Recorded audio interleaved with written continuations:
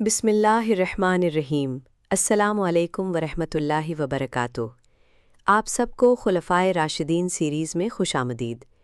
اس سلسلے میں ہم ان عظیم ہستیوں کی زندگی، قربانیوں، عدل، حکمت اور اسلام کے لیے ان کی بے مثال خدمات کا ذکر کریں گے جنہوں نے رسول اکرم صلی اللہ علیہ وسلم کے بعد امت مسلمہ کی قیادت فرمائی۔ آج کی اس قسط میں ہم خلیفہ سوئم حضرت عثمان غنی رضی اللہ عنہ حصہ دوئم کے بطور خلیفہ انتخاب سے لے کر ان کے دور خلافت کے اہم کارہائے نمایاں بیان کریں گے۔ منصب خلافت کا سنبھالنا، دی الیکشن، انتخاب۔ حضرت عمر فاروق رضی اللہ عنہ کی شہادت کے بعد ان کی بنائی ہوئی 6 رکنی کمیٹی نے طویل مشورے کے بعد حضرت عثمان رضی اللہ عنہ کو خلیفہ منتخب کیا۔ بیعت۔ یکم محرم الحرام 24 ہجری کو مدینہ کے لوگوں نے آپ کے ہاتھ پر بیعت کی۔ آپ کا دور خلافت 12 سال پر محیط ہے، جو چاروں خلفاء میں سب سے طویل ہے۔ عظیم الشان فتوحات، دی ایکسپینشن۔ حضرت عثمان غنی رضی اللہ عنہ کے دور میں اسلامی سلطنت کی سرحدیں 3 براعظموں تک پھیل گئیں: ایران اور وسطی ایشیا۔ آپ کے دور میں ایران کی مکمل فتح مکمل ہوئی اور افغانستان، ترکستان اور ماوراء النہر سینٹرل ایشیا کے علاقے اسلامی قلمروں میں شامل ہوئے۔ افریقہ کی فتوحات، طرابلس، لیبیا، ٹیونس اور مراکش تک اسلام کا پیغام پہنچا۔ قبرص کی فتح، یہ ایک تاریخی موڑ تھا کیونکہ پہلی بار مسلمانوں نے سمندری راستے سے کوئی علاقہ فتح کیا۔ اسلامی بحری بیڑا، دی فرسٹ اسلامک نیوی۔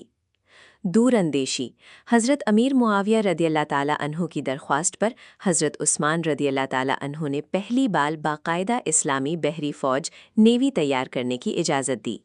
اہمیت، اس بحری بیڑے کی وجہ سے رومیوں کی سمندری بالادستی ختم ہوئی اور بحیرہ روم میڈیٹرینین سی میں مسلمانوں کا رعب قائم ہوا۔ اسلامی بحری بیڑا، دی فرسٹ اسلامک نیوی۔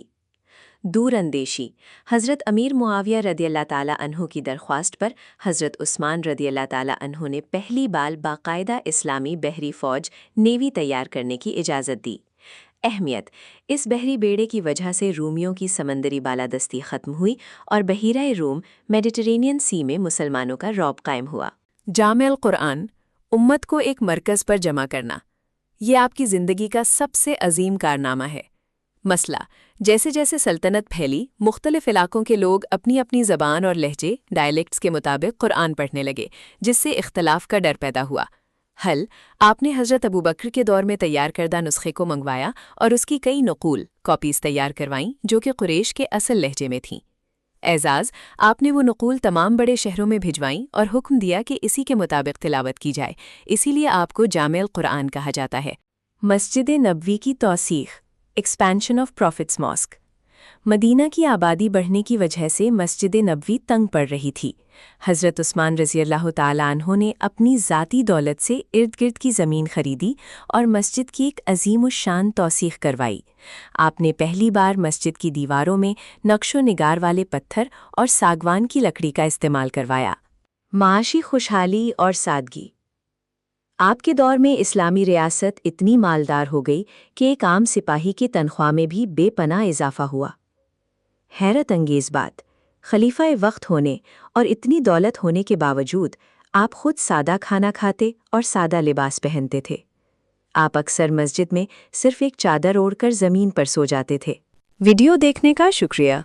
اگر آپ کو یہ ویڈیو پسند آئی ہو تو برائے مہربانی ویڈیو کو لائک، شیئر اور چینل کو سبسکرائب کریں۔ آپ کا بہت بہت شکریہ۔